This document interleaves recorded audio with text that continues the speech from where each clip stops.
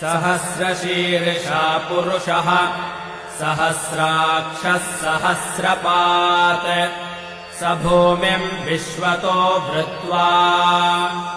अत्यतिष्ठद्दशाङ्गुलम् पुरुष एवेदगुम् सर्वम् यद्भूतम् यच्च भव्यम् उतामृतत्वस्येषा नः यदन्नेनातिरोहति एतावानस्य महिमा अतो ज्यायागिश्च पूरुषः पादोऽस्य विश्वा भूतानि त्रिपादस्यामृतम् दिवि त्रिपादोर्ध्व उदैत्पुरुषः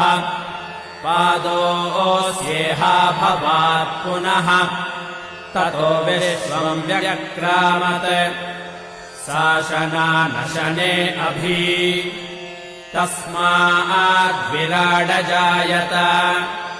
विराजो अधिपूरुषः स जातो अत्यरिच्यत पश्चाद्भूमिमथो पुरः यत्पुरुषेण हविषा देवा यज्ञमतन्वत